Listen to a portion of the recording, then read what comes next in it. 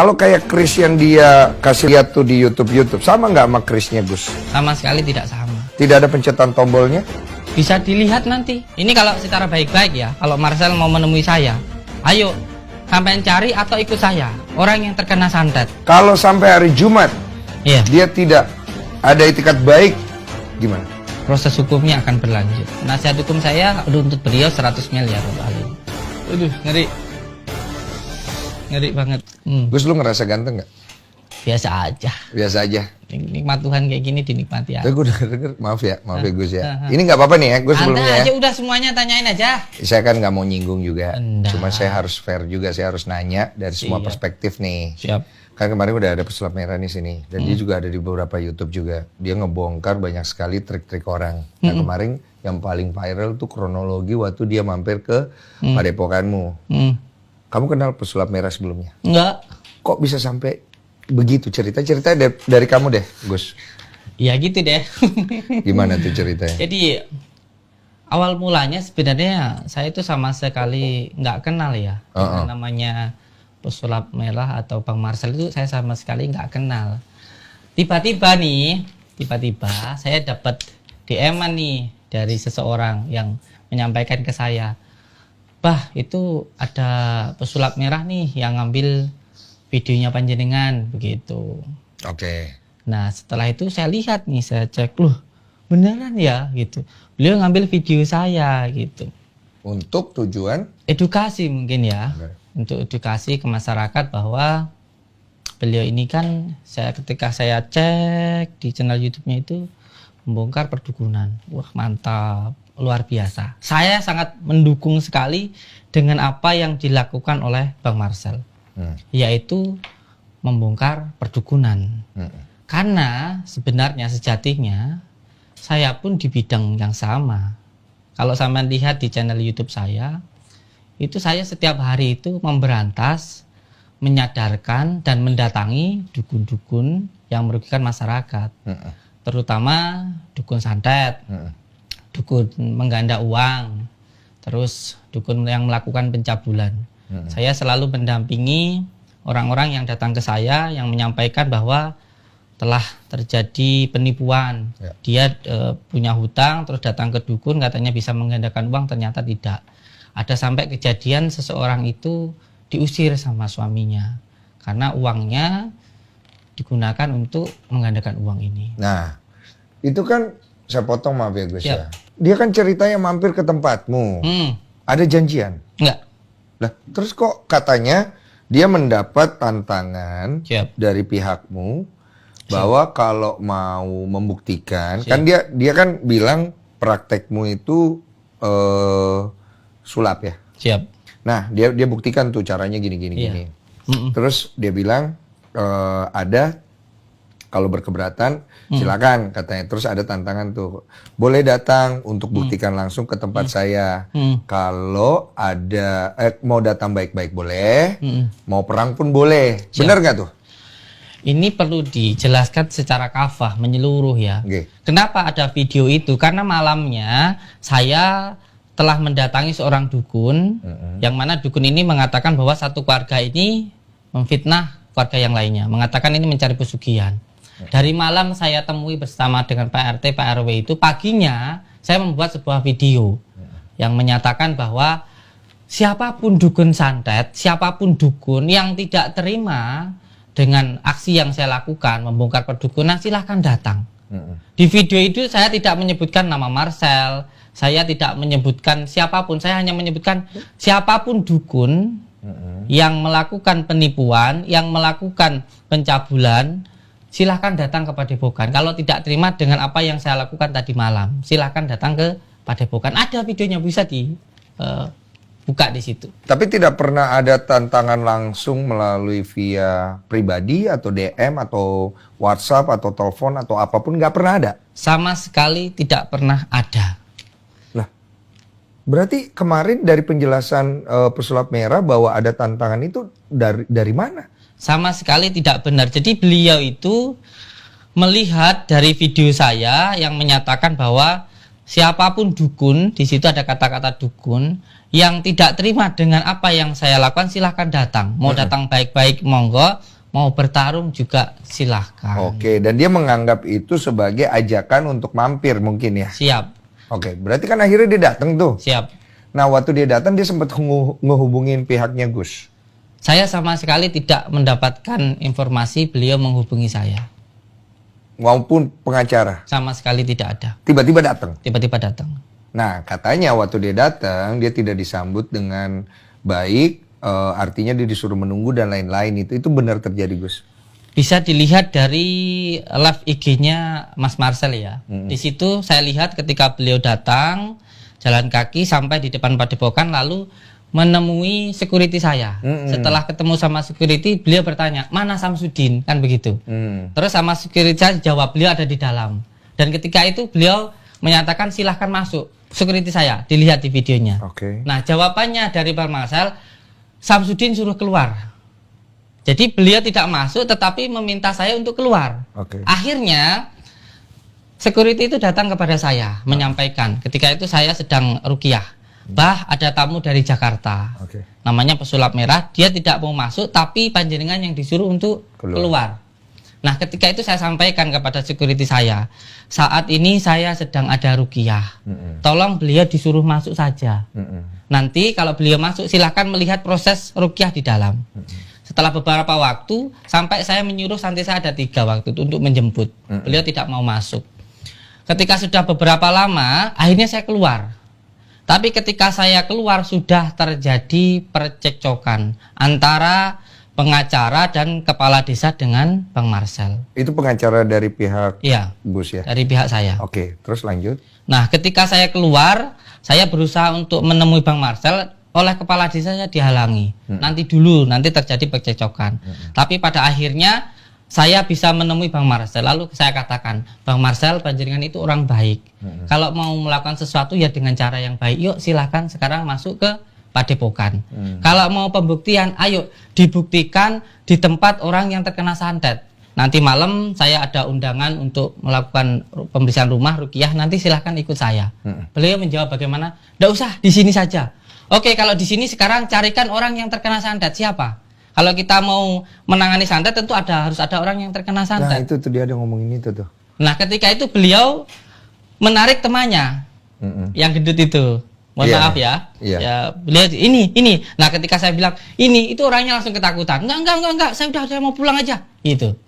Terus akhirnya Bang Marcel saya katakan, ayo kalau mau pembuktian nanti malam ikut saya atau kita buat perjanjian dengan cara yang baik. Kapan? Itu tawaran dari Gus. Tawaran dari saya. Terus beliau menyatakan, udah nggak usah, semuanya sudah seperti ini gitu. Nah, seperti ini karena kelakuan kamu sendiri, saya bilang seperti itu. Coba kalau kamu tadi masuk melihat proses ruqyahnya, bagaimana saya mendoakan orang, terus malam ikut saya pembersihan atau panjenengan ada orang yang terkena santet, ayo kita datang bersama-sama. Kejadian seperti ini kan karena kelakuan kamu sendiri, menurut saya. Karena dilakukan dengan cara yang tidak baik sehingga menimbulkan percekcokan, kekisruhan itu tadi. Betul. Nah, dia kan menjelaskan bahwa apa praktek yang Gus lakukan itu semuanya itu dia bisa bongkar. Siap. Ada lihat nggak tuh? Lihat. Kayak Gus kan ada bikin sesuatu tuh dari kertas terus kebakar tuh. Iya, siap. Nah, dia bisa praktekin tuh. Siap. Apakah itu adalah tipu daya atau tidak? Nah, itu. Iya. Ketika kita berbicara sesuatu harus sesuai dengan tendensi ilmunya. Harus sesuai dengan tendensi hukumnya. Ketika beliau berbicara tentang kejadian santet, apakah beliau memahami tentang ilmu santet atau tata cara untuk mengobati orang terkena santet? Beliau adalah backgroundnya seorang pesulap yang biasa menggunakan trik untuk hiburan. Lalu beliau menyamakan apa yang saya lakukan itu seperti apa yang beliau lakukan. Sekarang yang ingin saya tanyakan, apakah ini benar-benar ada korbannya? Apakah beliau melihat kejadiannya? Dan apakah ada alat buktinya? Jangan sampai ketika seorang pesulap lalu mengomentari ilmu al-hikmah. Ini sama sekali nggak nyambung.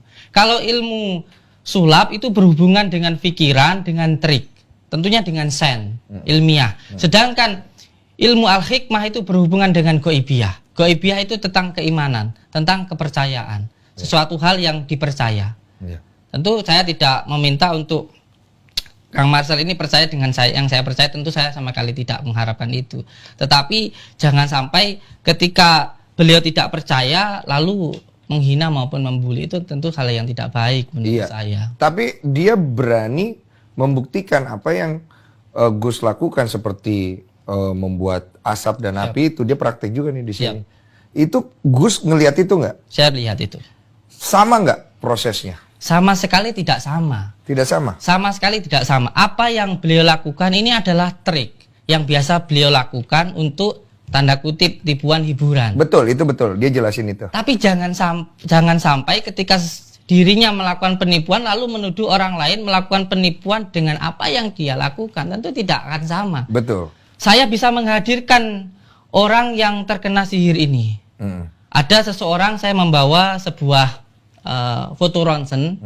Orang itu di dalam tubuhnya ada 27 paku. Termasuk termasuk di kepalanya, di kakinya, di rambut, di bagian perutnya.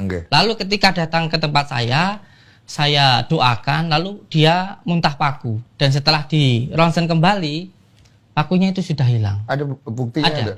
Oh ini ya? Iya. Boleh coba saya lihat ya? Monggo Gus. Siap. Dikasih lihat biar Gus juga bisa membela diri juga. Saya nggak membela diri ya. Ini hanya apa adanya saja. Jadi ini dari rumah sakit, instalasi radiologi Rumah Sakit Umum Daerah ISKA ya, Kabupaten Tulungagung. Ini saya bisa menghadirkan orangnya. Beliau ini saya juga bisa menghadirkan dokternya. Di dalam foto ini beliau datang dengan membawa buku ronsen. Ada beberapa, cuman yang saya bawa satu. Di dalam foto ini ada paku-paku. Bisa dilihat sayang kamera? Bisa nggak kelihatan kamera? Dapat nggak? Paku-paku di dalam tubuhnya. Mana sih? Ada satu, bisa kelihatan? Di bawah. 1, 2, 3. Oh 4. Ini nih? Siap. Ini nih? Siap. Oh ini paku nih? Iya. Yang garis-garis gitu? Iya, itu paku. Oh ini ada banyak nih paku nih? Ada banyak. Ini di posisi jari kaki ya? Iya, ada yang di jari kaki. Kelihatan ya? Ada yang di bagian tulang tengah kaki dan kelihatan nggak dari kamera? Nggak kelihatan? Coba lewat saya pinjam izin dari tempat saya. Iya. Kelihatan nggak nih? Nah, begitu kan lebih jelas nanti. Ini kelihatan? Pakunya ini. Ini paku, ini paku, ini paku, ini paku, di sini pakunya. Di zoom aja. Siap. Kelihatan? Ada kelihatan nggak? Ada kayak garis-garis gitu. Nih tangan gue. Kelihatan nggak tuh? Nah ini paku nih. Ini posisinya adalah ronsen dari telapak kaki kalau saya nggak salah. Bener ya? Siap. Kelihatan ya? Kelihatan ya? Nah, lanjut. Nah, di keterangan pihak rumah sakit menyatakan bahwa ada benda logam yang ada di dalam tubuh beliau. Nah, ketika terjadi hal semacam ini, apakah hal semacam ini juga dikatakan trik? Kalau menurut dia tuh ada tuh kemarin namanya. Jadi orang yang memakan benda-benda itu. Itu kalau dimakan, kalau di kaki. Masukin lewat. Kalau di telapak tangan sini, ada nanti ronsen yang di sini, ada yang di dada, ada yang di usus, ada yang di kaki. Tidak semua hal bisa dilogikakan, sayang. Ada yang nyata, ada yang gaib. Kalau semua hal harus dilogikakan, orang bisa nggak beragama. Ini yang paling bahaya. Bagaimana ketika seseorang berbicara tentang malaikat? Kita orang muslim percaya tentang malaikat. Apakah disuruh membuktikan malaikat seperti apa? Di dalam Al-Quran ada yang namanya jin. Yaitu di surat An-Nas. Yang intinya bunyinya bahwa tidak saya ciptakan jin dan manusia kecuali untuk beribadah kepada Allah. Apakah di situ juga harus membuktikan jin itu? Dan di dalam Al-Quran juga ada yang namanya surga dan neraka. Apakah juga disuruh membuktikan antara surga dan neraka? Ini tentang keimanan yang hubungannya dengan keyakinan kita. Gitu. Nah, sekarang waktu dia mempraktekkan bakar tisu itu, dia kan menggunakan kayak semacam alat tuh katanya. Menurut dia, ini sama prakteknya dengan apa yang Gus lakukan nih, ya, dan beberapa orang lakukan. Nah, waktu Gus melakukan itu, saya sempat lihat di video, itu mirip tuh, memang mirip ya. Saya bilang mirip karena saya nggak tahu benar atau enggak. Itu dalam kondisi untuk apa Gus melakukan hal itu, bakar itu? Iya, perlu untuk saya jelaskan secara tendensi keilmuannya ya. Ketika itu saya diundang di Surabaya. Ada seseorang yang selalu ingin bunuh diri. Jadi susah tidur dan lain sebagainya, sehingga saya diundang di sana. Ketika di sana, saya melakukan ruqyah sebelumnya itu live ya, live dan saya Live ya? live di video itu live. Live ya? Live. Iya.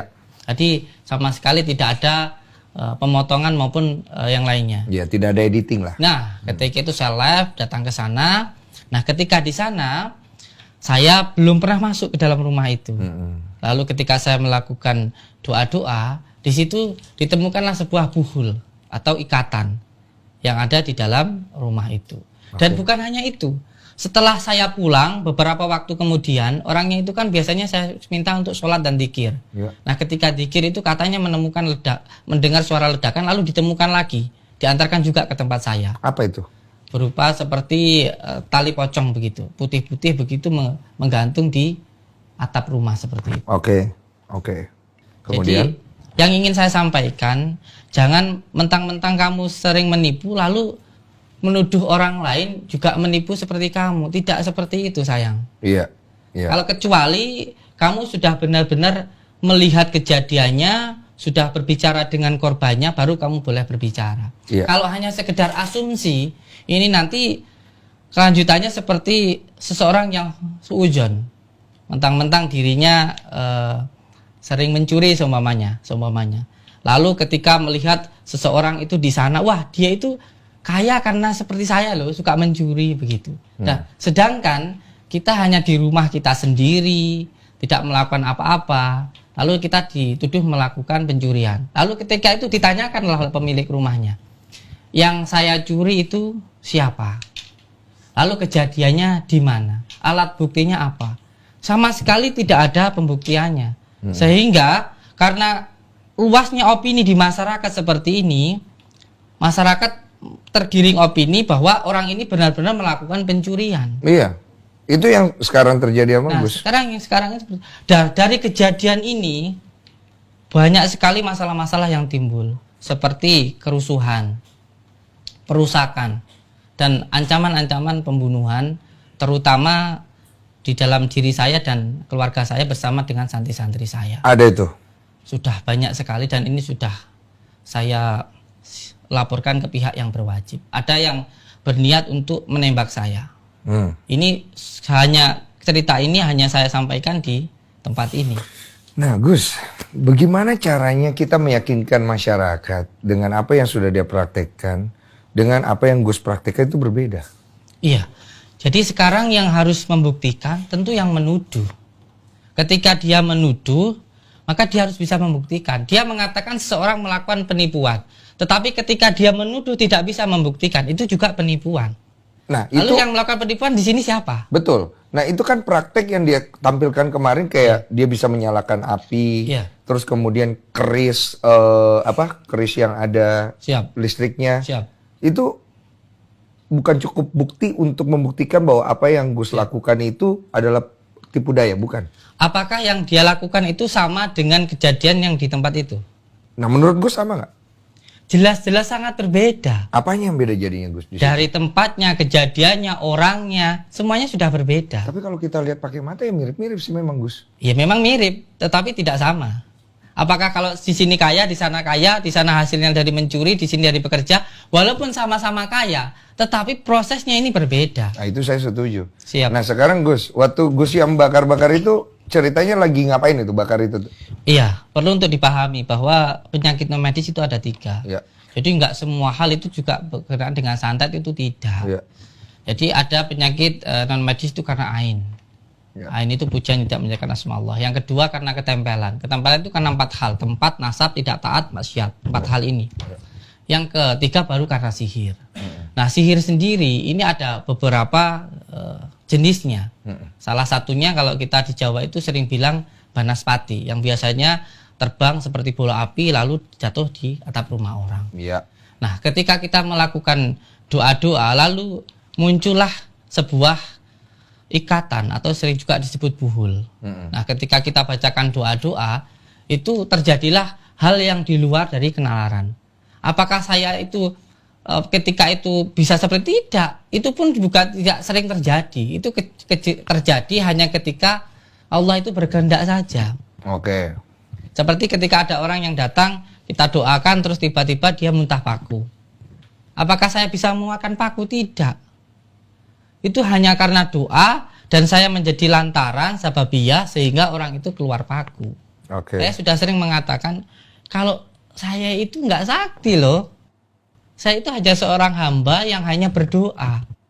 Masalah hasilnya kita pasrahkan pada Allah Subhanahu wa taala. Saya sama sekali tidak pernah menjanjikan kesembuhan untuk pasien-pasien saya, tidak. Sama sekali tidak pernah.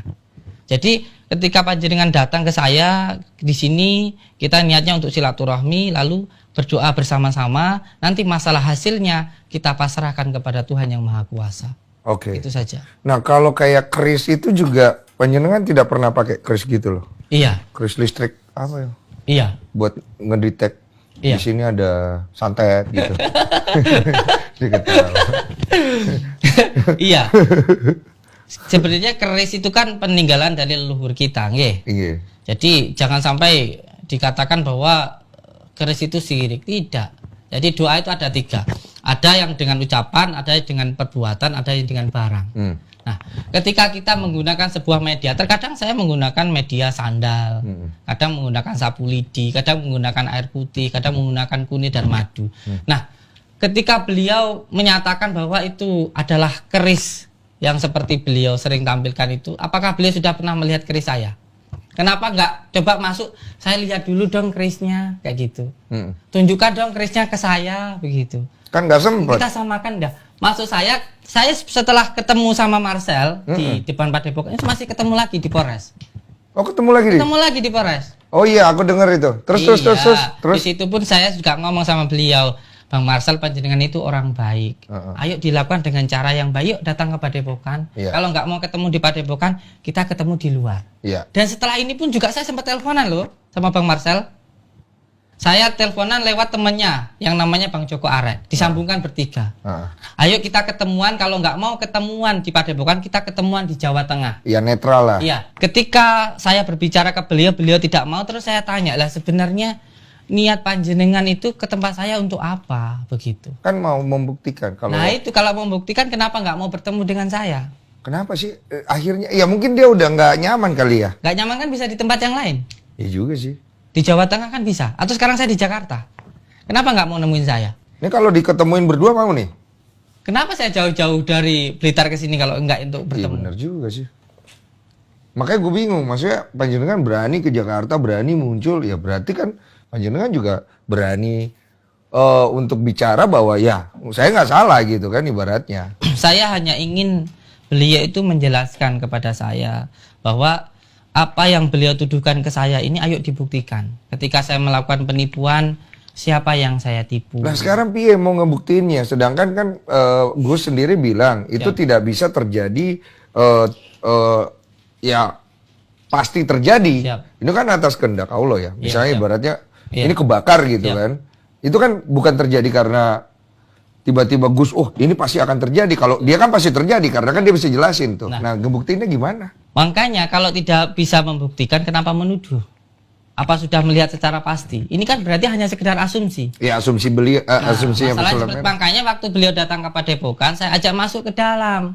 Atau kalau tidak mau masuk ke dalam, saya ajak untuk ke tempat orang yang terkena santet. Atau tunjukkan di mana orang yang terkena santet, kita buktikan di situ.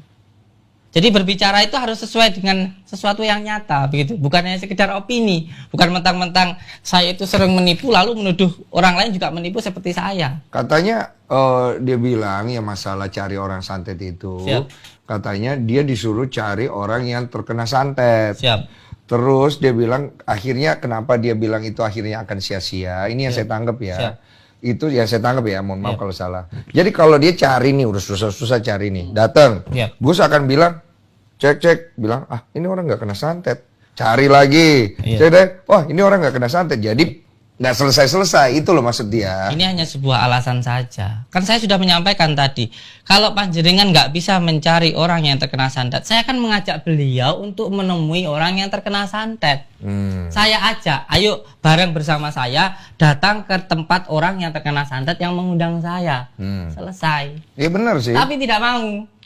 Alasannya apa waktu itu? Alasannya saya pulang aja, sudah saya pulang aja. Kenapa sih? Dia takut mungkin ya? Ya mungkin karena sudah terjadi kericuhan itu. Oke. Tetapi kan saya sudah menyampaikan bisa di luar dari Padepokan. Ketika di Polres saya ngomong sama beliau, ayo kita ketemuan di luar dari Padepokan, langsung ke tempat orang yang bersangkutan. Dan sampai saat ini saya masih mengajak itu loh. Ini belum berarti saya sudah nggak mengajak. Sampai saat ini saya masih mengajak beliau untuk mendatangi orang yang terkena santet loh. Boleh monggo ngomong langsung aja, kamera ini pasti Iya. dia nonton nih. Saya sudah berkali, bahkan kalau ada nomornya Marcel bisa ditelepon. Nih, anggap nih Marcel nih. Marcel. Siap. Monggo, diomong langsung, dia pasti nonton ini. Iya. Oh, Untuk inilah ya. oh enggak live. Nanti tayang dia besok Iya. langsung itu. Iya. Jadi seperti apa yang sudah saya sampaikan ke panjenengan Mas Marcel, bahwa saya siap untuk melakukan pembuktian dengan panjenengan. Kalau mau pembuktian harus di tempat orang-orang yang benar terkena santet. Seperti apa yang saya sampaikan. Kalau sampean nggak bisa mencari orang yang terkena santet, dengan saya. Banyak kok orang yang datang ke saya yang terkena santet itu banyak gitu loh. Kalau nggak bisa mencari, bisa dengan saya. Ini tinggal mau atau tidak. Oke. Tetapi tanda kutip ya, tanda kutip bukan untuk mencari keviralan atau bukan untuk mencari subscriber. Karena saya mendapatkan informasi seperti itu, tapi saya nggak mau berpikir seujun kepada orang ya. Iya. Ada seorang yang mengatakan ini teman dekatnya Marcel. Kalau sebenarnya semuanya itu tujuannya ketika mau datang ke Padepokan bukan untuk masuk ke dalam, bukan juga untuk pembuktian, tetapi untuk viral, tetapi untuk subscriber. Dan sekarang pun terbukti memang iya. Iya betul. Subscribe-nya 2 kali lipat naiknya. Tapi ya itu kan hal yang otomatis akan iya. terjadi kan. Tetapi kan gini, beliau seorang kreator YouTuber. Saya juga seorang kreator YouTuber. Kenapa sih kita nggak menunjukkan kreativitas kita, kemampuan kita, sehingga orang lain itu suka kepada kita? Kenapa dengan cara menjatuhkan orang lain? Kalau memang benar-benar mau pembuktian, kan bisa datang baik-baik. Atau bisa telepon saya. Atau kita ketemuan di mana, kan bisa. Atau beliau masuk ke Padepokan, lihat proses pengobatannya. Nanti kalau mau malam ikut pembuktian silahkan. Kan mudah. Ini ada apa kan begitu? Ini ada apa? Dan saya tadi sudah menyampaikan ke Raffi Ahmad. Saya pengen dipertemukan dengan Bang Marcel ini. Nah sekarang bagaimana caranya Siap. Gus untuk membuktikan ke masyarakat bahwa memang sebenarnya apa yang Gus lakukan itu benar-benar ada sesuatu yang gaib. Iya. Nah itu kan ibaratnya begitu. Siap. Kadang dia sudah bisa membuktikan bahwa ini loh kerisnya, ada Siap. pencetannya, Siap. jadi keluar listrik. Ini loh kalau mau bakar-bakar, ini pakai gini, nanti kebakar. Ini loh ada tuyul-tuyul, oh ini loh ada jenglot-jenglotan. Dia bisa buktiin itu semua. Iya. Nah, dengan sendirinya masyarakat akan percaya ke dia. Siap. Nah, gimana caranya, Gus? Ya, inilah berbicara sesuatu pada tendensi hukumnya seperti ini. Iya. Karena ketika kita mendoakan seseorang, itu kita hanya mendoakan saja. Masalah hasilnya kita pasrahkan kepada Allah Subhanahu wa taala. Lalu sekarang, ketika seseorang ingin pembuktian, lalu yang dibuktikan itu apa? Contoh, katanya Siap. Gus kebal. Kebal apa? Kebal badang tajam. Siapa yang bilang? Nah, tadi situ dari tempatnya Dr. Richard. Iya, perlu untuk dipahami. Ketika kita seumpamanya selamat, itu bukan berarti kalau kita itu sakti. Di Iya. situ ada yang namanya maunah. Maunah itu pertolongan Allah. Contoh ketika kita sering membaca sholawat, lalu di situ kita diberikan keselamatan oleh Allah Subhanahu wa taala. Dan di situ itu namanya maunah. Maunah itu tidak bisa dipertontonkan. Maunah itu adalah pertolongan Allah ketika Allah itu berkehendak, bukan keinginan kita. Kayak contoh, ketika seseorang keluar paku, saya bisa nggak ngeluarin paku dari mana? Nggak bisa. Karena itu adalah doa untuk menghilangkan gangguan pada tubuh orang. Nggak bisa dipertontonkan, tapi waktu itu Gus pakai video live. Iya. Makanya ketika live itu terjadilah hal semacam itu. Contoh, Itu tidak disengaja. tidak disengaja sama sekali. Nah sekarang gimana kita buktiin kalau Gus kebal? Nah makanya itu kenapa kalau tidak bisa membuktikan menuduh? Ya benar sih. Tapi Gus berani nggak nih Yap. terima tantangan untuk coba kekebalan? Saya tadi Hari ini berani Iya. nggak? Tadi saya sudah ada acara dengan dokter siapa tadi? Dr. Richard. Dokter Richard. Kalau masalah pembuktian, menurut saya hal semacam itu menjadi kesirikan ya, menjadi kesombongan. Iya. Jadi saya nggak penting juga. Kira-kira kalau saya saya pengen lihat, Siap. boleh? Iya nanti lihat aja videonya ya. Kira-kira ada pisau nih. Mau coba gak Gus? saya mah terserah. Iya. Ini akan ditonton orang dan kembali pastinya kan ya. Siap. Kalau Gus mau berdoa dulu atau apa, diizinin atau enggak, ya kembali ke Gus. Siap. Sebenarnya ilmu ma'unah itu bukan untuk dipertontonkan, Benar. tapi untuk diamalkan. Bahkan ada salah satu pantangan di dalam ilmu hikmah itu tidak boleh untuk kesombongan. Betul. Kecuali kita meminta pertolongan kepada Allah Subhanahu wa taala. Kita kembali ke permasalahannya begitu. Yang di mana di situ saya dikatakan melakukan penipuan. Iya. Lalu yang ingin saya tanyakan di sini, siapa yang saya tipu, kan begitu. Iya. Mana korbannya, lalu apa alat buktinya, begitu. Iya. Negara kita ini negara hukum. Tentu semuanya harus berjalan dengan hukum. Apalagi akibat-akibat yang dilakukan oleh Bang Marcel ini luar biasa dampaknya terhadap terutama terhadap pasien-pasien saya, Iya. terutama terhadap keluarga saya, santri-santri saya, dan padepokan saya. Iya, impactnya sih saya tahu itu pasti Iya. jelek banget sih. Makanya saya mengambil tindakan hukum untuk saat ini. Iya, dilaporkan. Tindakan hukum saya bukan hanya tentang pencemaran nama baik, tetapi mendistribusikan sesuatu hal yang bukan miliknya. Iya. Yang kedua, ujaran kebencian, karena ini menimbulkan opini yang luar biasa di masyarakat kita. Ya. Dan yang ketiga, menimbulkan kerusuhan dan perusakan. Dan saat ini bicara di sini ya, penasihat hukum saya menuntut beliau 100 miliar untuk hal ini. Tapi tujuan dari penuntutannya untuk apa akhirnya, Gus? Semuanya untuk pembelajaran di dalam masyarakat. Iya. Bahwa jangan sampai panjenengan itu melakukan sesuatu hal yang melanggar dengan hukum. Kalau saya melanggar hukum, saya siap untuk dipenjara. Bukan hanya sekedar tutup channel, tapi saya siap untuk dipenjara. Maka kalau berbicara seperti ini nggak akan pernah ada selesainya. Benar. Kapan ada selesainya? Sana menuduh dan saya tidak merasa. Terus bagaimana? Iya, nah sekarang kan kalau mau dibuktikan secara panjenengan kan, maksudnya dia menuduh panjenengan. Ketika beliau menuduh saya melakukan penipuan kan begitu. Iya. Lalu siapa yang saya tipu? Kalau mau pembuktian suatu hal terjadi, tentu harus ada kejadiannya. Iya. Atas dasar bukti apa Gus bilang dia menuduh panjenengan menipu? Ada beberapa videonya yang menyatakan saya melakukan penipuan. Itu yang ada. Ada. Jelas itu dia ngomong. Kalau menurut saya ketika ada kata-kata nipu di situ sangat jelas. Seperti apa contohnya, Gus? Dia ngomong apa? Yang ada di channelnya lah ya. Oh, ada di channelnya. Ada di channel. Bukan hanya sekedar berkata-kata, di situ ada sayanya juga. Ada videonya saya juga.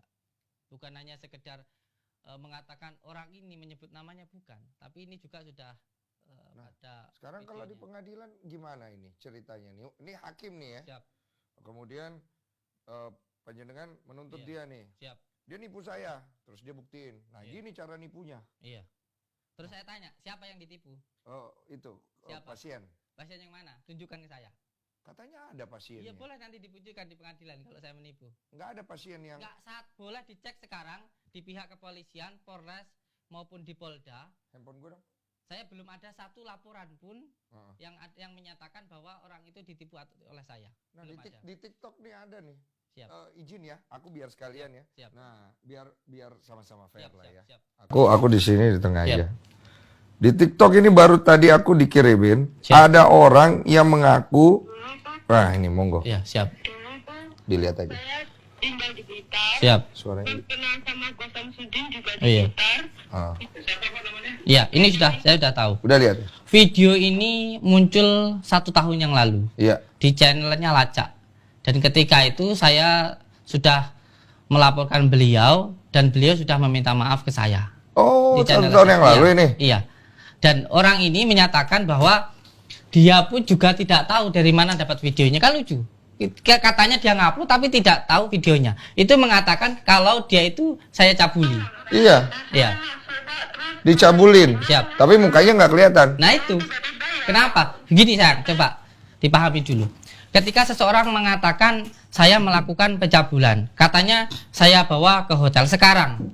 Kalau benar-benar dibawa ke hotel mana di Blitar yang tidak ada CCTV-nya? Bisa untuk barang bukti. Iya, iya. Yang kedua, setiap orang masuk ke hotel pasti menyerahkan identitas. Tidak mungkin tidak. Iya. Sudah bisa menjadi barang bukti. Ketika katanya beliau ke tempat saya, siapapun yang datang ke saya pasti mendapatkan sebuah setruk bahwa dia telah datang. Itu nanti akan ada setruknya. Kenapa tidak dilaporkan? Nah, anggaplah sekarang Siap. secara hukumnya Siap. Gus berada di posisi yang kuat ya. Artinya tidak bisa dia membuktikan apa yang dituduhkan ke Gus. Siap. Dan dia sudah mencemarkan nama baik Gus Siap. dan lain-lain. Siap. Kita ke masyarakatnya Siap. sekarang. Siap. Bagaimana mengembalikan kepercayaan masyarakat terhadap nama Gus sendiri? Saya sudah sering menyatakan bahwa apa yang saya lakukan ini adalah bersifat ghaibiyah, bersifat al-hikmah. Saya mendoakan orang, lalu orang itu ada yang muntah paku dan lain sebagainya. Terus ketika orang lain yang tidak percaya dengan saya tidak pernah memaksa orang lain itu untuk percaya dengan apa yang saya lakukan. Tetapi jangan menuduh saya. Kalau kamu sudah menuduh saya, kamu harus bisa membuktikan itu. Yang menuduh itu siapa? Kalau panjenengan semuanya di rumah sendirian seperti ini bersama dengan rekan-rekan, ada orang yang menuduh panjenengan itu melakukan pencurian. Lalu saya tanya, yang dicuri di mana? Siapa? Kejadiannya di mana? Alat buktinya mana? Ya, betul. Terus karena tuduhan ini menjadi viral, tergiringlah opini seolah-olah panjenengan itu melakukan pencurian. Oke. Lalu langkah hukum apa yang harus saya lakukan? Ya pasti melaporkan bahwa itu tadi. saya dirugikan dan tidak ada bukti untuk hal itu. Dan itu harus dibuktikan. Betul. Nah sekarang kalau mau buktiin goib ya. Salah satunya ketika kita ingin melakukan pembuktian gaib, di situ harus memahami dulu tentang kejadiannya, secara ilmunya, di mana letaknya itu harus paham dulu. Makanya nanti akan ada orang yang benar-benar terkena santet. Ini kalau secara baik-baik ya, kalau Marcel mau menemui saya, ayo sampai cari atau ikut saya, orang yang terkena santet. Saya masih ada loh, orang yang di ronsen itu di dalam tubuhnya itu ada silet dan pakunya. Oke. Kita datang ke sana. Nanti saya ruqyah, bagaimana responnya? Oke. Kita lihat bersama-sama. Oke. Atau kita bersihkan rumahnya, nanti kejadiannya seperti apa. Kalau memang beliau masih ada itikat baik. Dan sampai hari ini saya masih membuka itikat baik itu. Jadi di sini yang penting adalah itikat baiknya, benar-benar ingin pembuktiannya, bukan hanya sekedar untuk konten saja. Itu saja yang ingin saya harapkan. Makanya saya tunggu sampai hari Jumat ini. Sampai tunggu. Saya jauh-jauh loh dari Blitar ke sini. Cuman bawa 2 baju saja. Nggak pakai sendal lagi tadi tuh. Sendal lu kemana Gus? Emang gak suka pakai sendal ya? Iya, karena memang selama di pesantren saya itu tidak pernah pakai sandal karena ini diperintahkan oleh kiai saya. Oke. Nah sekarang kalau sampai hari Jumat Iya. dia tidak ada itikat baik, gimana? Proses hukumnya akan berlanjut. Kalau pas selesai hari Jumat dia baru ada itikat baik, Mungkin sudah terlambat ya, karena proses hukumnya ketika kemarin 2 hari yang lalu saya melaporkan Bang Marcel ini, ketika itu langsung respon cepat dari Polda. Polda langsung mengirimkan surat keterangan untuk saya. Jadi saya datang diminta untuk keterangan. Hari Jumatnya saksi-saksi. Dan setelah itu tentu naik ke dalam P21 kan begitu. Oke. Kalau sudah Berarti serius ya? demi Allah. Waduh. Karena ini masalahnya bukan hanya pada diri saya. Kalau masalah pada diri saya tidak masalah. Tetapi masalahnya ini sudah dengan pengajian santri-santri saya, karena ada hampir 100 anak yang dititipkan ke saya dan semuanya itu gratis, tidak ada yang dipungut biaya. Terus ada orang-orang yang harusnya bisa kontrol, karena saya juga menerima pengobatan dari sebuah pondok pesantren, ada orang yang sakit, ini pengobatannya harus kontrol. Karena kejadian ini orang itu tidak bisa kontrol, padahal harus istiqomah 41 kali ikut di dalam ruqyah. Nah ini semuanya yang menanggung seperti ini siapa? Kan begitu. Berarti benar-benar tidak ada orang yang merasa dirugikan berarti jatuhnya terhadap Gus punya ya praktek dan lain-lain, nggak ada ya? Boleh dicek di Polda maupun di Polres. Ya secara laporan hukum. Secara laporan hukum. Tapi kalau secara berita yang di luar termasuk ada selebgram katanya yang berobat Siap. bukannya sembuh malah tambah sakit. Nah, dengar gak tuh? siap. Saya sudah mendengar itu. Udah tahu ya? Sudah tahu itu. Iya. Saya sudah sering menyampaikan di dalam channel YouTube saya bahwa saya itu hanya mendoakan. Sembuh tidaknya itu kuasanya Allah. Apa sekarang kalau panjenengan berobat ke dokter, lalu setelah itu pulang nggak sembuh, dokternya nipu? Ya enggak sih. Ya terus nipunya di mana? Ya kalau dia melakukan salah diagnosa Iya. atau ada kemungkinan salah tindakan, Siap. itu yang Siap. akhirnya bisa menjadi sebuah penipuan kan. Siap. Sekarang yang saya tanyakan, untuk pengobatan alternatif, ketika kita menggunakan sapu lidi, kita menggunakan keris, kita menggunakan sandal seperti yang saya lakukan. Yang terpenting perbuatan yang saya lakukan tidak melukai pasien, salahnya di mana? Kalau dengan hal ini orang ini merasa dirinya sembuh, lalu salahnya di mana? Bahkan saya pernah berobat ke kiai saya, itu pengobatannya dengan menggunakan kotoran ayam. Perlu dipahami kalau di dalam usul fikih, kalau kita ngaji, melakukan pengobatan dengan cara bagaimanapun, bahkan dengan menggunakan yang haram, itu diperbolehkan. Yang penting itu untuk obat. Sekarang yang dicari medianya, caranya, atau kesembuhannya yang dilihat oleh seseorang, yang diinginkan orang berobat. Ya pasti kesembuhannya. Terus kalau kita melakukan dengan doa, salahnya di mana? Salahnya menurut dari pihaknya pesulap merah adalah menggunakan trik. Padahal itu bukan ilmu gaib. Apakah beliau bisa membuktikan kalau itu adalah trik? Ya itu dengan apa yang dia buktikan. Itu yang beliau lakukan, tapi tidak dengan yang saya lakukan. Saya bisa membuktikan tempatnya, orangnya, kejadiannya. Secara saksi kan? Secara saksi. Secara saksi. Dan ya? saya pun, kalau memang beliau mau ikut dengan saya di tempat kejadiannya, kalau memang nanti Allah berkehendak bisa kejadian yang seperti itu juga. Itu semua kembali kepada Allah sendiri. Tentu saja seperti itu. Kalau kayak Kris yang dia kasih lihat tuh di YouTube, sama nggak sama Krisnya Gus? Sama sekali tidak sama. Bentuknya tidak sama? Sama sekali tidak sama. Tidak ada pencetan tombolnya? Bisa dilihat nanti. Makanya saya mengatakan, ayo masuk ke dalam. Atau kalau beliau mau ikut dengan saya tunjukkan. Tidak sama sama sekali? Sama sekali tidak sama. Jadi apa yang dia punya dengan apa yang saya punya disama-samakan. Walaupun belum pernah melihat bentuk barang yang saya punya. Belum pernah megang, belum pernah melihat secara langsung. Soalnya dia yakin sekali. Itu karena dia melakukan sesuatunya itu dengan asumsinya, dengan opininya. Sekarang kita berbicara tentang tendensi hukumnya ya, tentang tendensi keilmuannya. Ketika kita berbicara tentang ilmu gaib, ini berhubungan dengan keimanan, dengan kepercayaan kita. Gitu. Dan beliau melakukan semuanya, backgroundnya dari seorang pesulap, yang semuanya menggunakan logika. Kalau semuanya menggunakan logika, orang bisa-bisa tidak beragama. Bagaimana ketika kisah baginda Rasulullah disihir?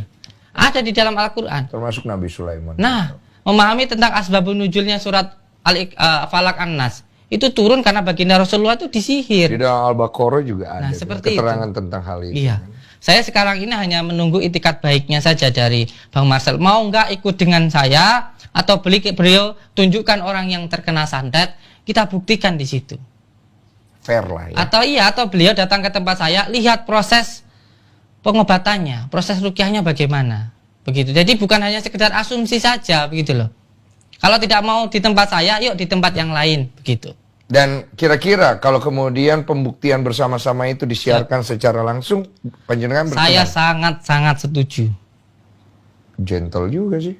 Gimana guys? Gentle loh. Hah? Kita fasilitasi. Fasilitasi? Siap. Mau difasilitasi sama saya? Siap. Jadi sekarang juga ada yang ngomong katanya nama Gus itu nggak ada. Siap. Dan saya memang seorang pengepul barang bekas. Itu benar? Saya bukan siapa-siapa. Saya bukan kiai, saya bukan ulama, dan saya juga bukan orang yang sakti. Saya orang biasa. Tapi mohon maaf. Siap. Dulu memang seorang pengepul barang bekas, benar kenyataan atau Gus lagi merendahkan diri? Bukan. Saya benar-benar dari keluarga yang nol. Jadi saya itu dulu pulang dari pesantren, terus saya ditempatkan di Blitar, saya itu bukan hanya sekedar membeli, tapi saya itu mencari. Oh betul itu mencari berarti? Barang bekas. Oh iya. itu betul. Iya. Kemudian masuk pesantren dan kemudian itu sudah keluar dari pesantren. Oh itu keluar dari pesantren. Keluar dari pesantren. Sejak kapan Gus akhirnya membuka padepokan dan kemudian menolong orang dan tujuannya apa? Iya. Jadi di dalam pelajaran ilmu tasawuf itu ada yang namanya orang yang paling baik itu yang bisa bermanfaat untuk orang lain. Saya tahu. Atau kalau orang Jawa wong urip itu harus urup, bisa bermanfaat untuk orang lain. Terus, ketika saya keluar dari pondok, ketika itu saya mencari barang bekas. Saya mencari barang bekas, dan ketika saya mencari barang bekas, pertama itu ada orang yang kesurupan. Saya tidak sengaja ketika itu ya saya melakukan sebisa saya lah. Ketika itu ya bisanya baca Al-Fatihah, Al-Falaq, An-Nas. Delalah orang itu sembuh. Oh, sembuh. Sembuh kesurupannya. Iya. Nah, ketika orang itu sembuh, akhirnya dilihat banyak orang. Akhirnya orang-orang mengira saya itu sakti. Wah, itu diobatin, didoain sama Samsudin sembuh. Akhirnya banyak orang yang melihat saya. Iya, iya. Nah, dari situ akhirnya banyak orang lah yang datang ke saya. Nah. Orang yang datang ke saya. Ya karena banyaknya orang datang, saya bisanya bismillah ya bismillah, saya bisanya Al-Fatihah ya Al-Fatihah. Ya saya melakukan sesuai dengan apa yang saya bisa. Orang itu minta doa ya saya doakan. Sembuh tidaknya itu semuanya hanya Allah. Itu dimulai dari tahun 2010 sebenarnya. Sampai sekarang. Kalau dihitung sebenarnya orang yang datang itu sudah jutaan. Iya. Sudah jutaan. Lalu ketika semakin ramai banyak orang yang datang, karena banyaknya orang per hari itu lebih dari 100 orang. Akhirnya saya meminta nasihat kepada orang yang tahu hukum, nasihat hukum saya minta bagaimana supaya apa yang saya lakukan itu tidak bertentangan dengan hukum. Akhirnya membuatlah yayasan atau rumah pengobatan. Itu Padepokan yang di Blitar Padepokan itu. Iya, dimulai dari tahun 2020. Jadi masih berjalan sekitar 2 tahun. 10 tahun kemudian tuh ya berarti dari 2010 itu ya. Iya. Karena begini, Bang, saya katakan bahwa semuanya itu tidak lepas dari kersane Gusti Allah. Kalau orang bilang seperti itu. Kalau Allah berkehendak, lalu kita bisa apa? Gitu loh. Jadi mereka datang pun juga atas dasar kehendak Allah. Jadi saya pun juga melakukan ya sebisa saya. Bisanya Al-Fatihah ya Al-Fatihah, bisa bismillah ya bismillah. Yang penting kan saya hanya menjadi seorang lantaran, sababiyah. Sembuh tidaknya saya serahkan kepada Allah, begitu.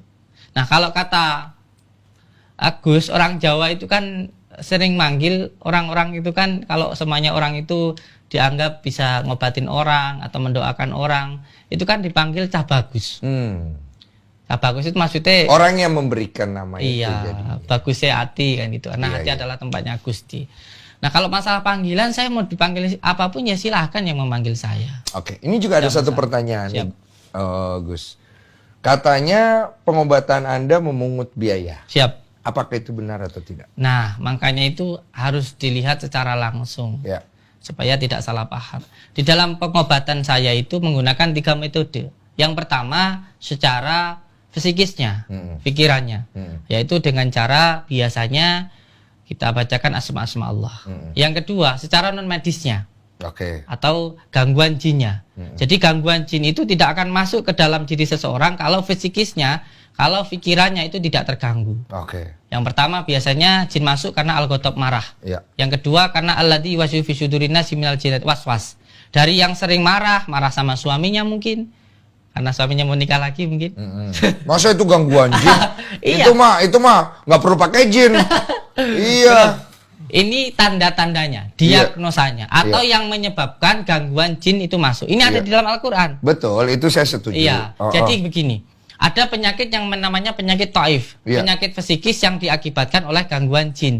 Yang pertama, seseorang bisa kemasukan jin pertama karena sering marah.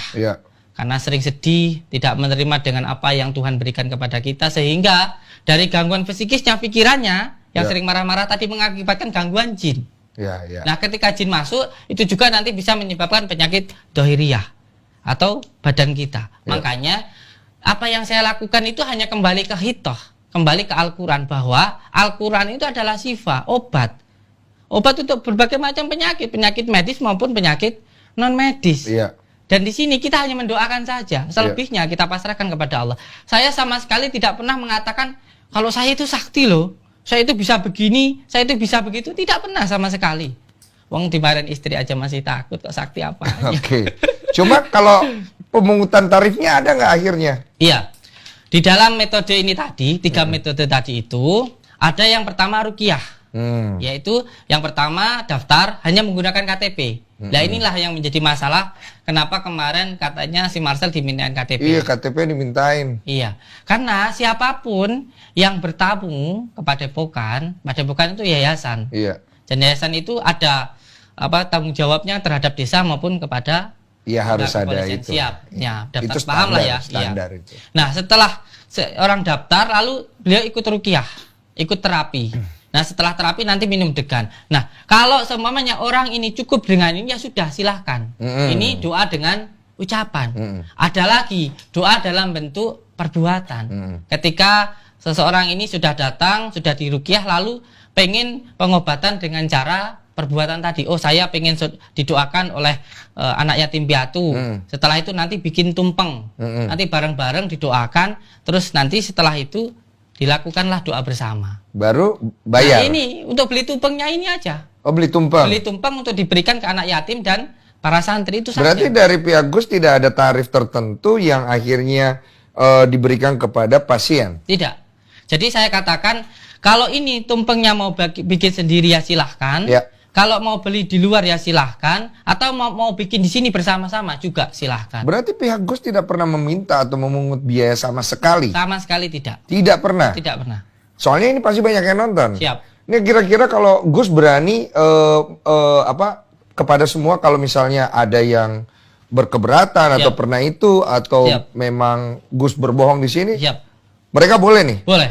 Oke. Tapi harus ada bukti ya. Begini, saya jelaskan. Seperti yang tadi sudah saya sampaikan bahwa doa itu menggunakan 3 metode. Ya. Ada yang menggunakan ucapan, Ya. ada yang menggunakan perbuatan, dan ada yang menggunakan barang. Ya. Dan ini sama sekali tidak pernah dipaksakan di padepokan. Apa panjenengan mau seperti ini atau tidak itu silakan panjenengan saja. Ya. Tidak pernah memaksakan di padepokan. Oke. Berarti Dan tidak kita- pernah meminta tarif Dan ya. sama sekali tidak pernah menjanjikan kesembuhan. Oke, tidak pernah meminta tarif, Siap. betul? Tidak Siap. pernah menjanjikan kesembuhan. Siap. Jadi secara dari diri sendiri ya datang, ya Siap. kalau sembuh ya syukur, kalau Siap. enggak ya sudah. Iya. Tapi apakah dari pihak pasien ada memberikan ya kan kita tahu ya biasanya ini buat terima kasih, pasti Siap. ada dong. Beda lagi antara media yang digunakan dengan apa tadi yang panjenengan sampaikan. Iya. Nanti salah paham lagi Iya. begini. Untuk media tadi, media tumpeng, selamatan, itu tergantung dari orangnya. Ya betul, mau bawa sendiri boleh. Boleh, kita bikin di situ boleh. Oh. Selamatan dengan anak yatim pun juga boleh. Betul, betul. Nah kalau misalnya saya ada yang ngasih terima kasih gitu pasti ada Ya, dong. pasti ada. Ya pasti ada. Kita harus sama-sama fair. Saya suka tuh jawabannya. Tapi itu kan rezekinya panjenengan. Siap. Ibaratnya kayak gitu kan, bukan Siap. sesuatu yang diminta atau ditarifkan, begitu kan? Oke, harus sih menurut gue. Berarti kita nggak jadi bacok, nggak bisa ya? Masa di Richard Lee bisa di sini udah nggak bisa? Mau coba nih? Ya. Hah? Nggak Ya. mau coba deh? Karena saya tidak sakti. Saya sakti. Saya ada pisau ya. Boleh. Ini pisau nih guys. Ngeri Wah, saya. kertas biasa doang nih. Oh. Aduh, ngeri. Ngeri banget. Sakti luar biasa. Oh. Ah. Hah? Luar biasa. Oh kebalik ya. Mohon maaf guys ya. Iya. Nah kayak gitu tuh kira-kira tipu daya aja tuh. Siap. Bener nih nggak mau coba nih. Soalnya saya nggak sakti. Oke. Berarti kita nggak jadi ya? Enggak. Nggak apa-apa nih kalau dibilang bohong ya. Iya. Oke, bener ya? Ya wes. Saya balikin nih ya. Ya wes. Oke kalau gitulah. Ditunggu Siap. pesulap merah ya. Siap. Sampai hari Jumat. Iya. Sekarang tanggal berapa? 12. Wah, Karena hari Jumat pun saya ada undangan dari Polda untuk hari Jumat ya, last Iya. minute ya. Iya. Kalau enggak, hukumnya berjalan. Siap. Tapi kalau panjenengan akhirnya dihujat, piye? Enggak apa-apa. Enggak apa-apa ya, jalan Silakan terus saja. ya. Saya ketika saya terjun di dunia ini memang saya sudah siap untuk dihujat. Karena saya sudah mengatakan bahwa ilmu hikmah itu adalah ilmu rasa. Hanya bisa dirasakan oleh orang yang mengamalkan. Sekarang bagaimana? Panjenengan mau saya ceritakan tentang manisnya minuman ini, kalau panjenengan nggak pernah meminumnya, pasti dikatakan adalah pembohongan. Mungkin itu salah satu panjenengan nggak berani ya. Takutnya malah tembus bener loh.